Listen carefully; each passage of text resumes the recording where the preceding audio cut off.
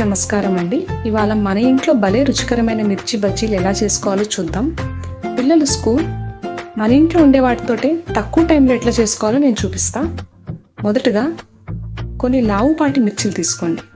వాటిని మధ్యలోకి ఇలా కట్ చేసి లోపలున్న గింజలన్నింటినీ స్పూన్ తోటి మెల్లగా తీసేయాలి.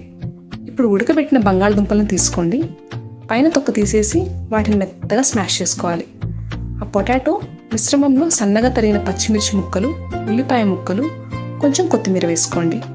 అందులోనే సరిపడా ఉప్పు, కారం, కొంచెం మసాలా వేసి బాగా కలుపుకోవాలి.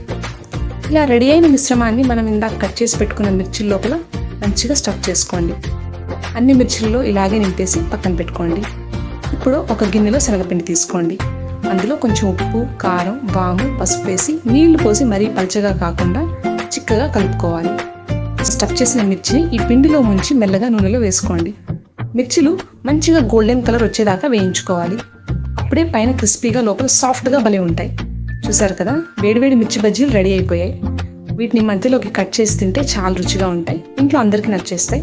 పల్లెటూరి రుచుల కోసం మన ఛానల్ని లైక్ కొట్టండి, సబ్స్క్రైబ్ చేసుకోండి, ఫాలో అవ్వండి. తెలుగు వెబ్ ఫుడీ మన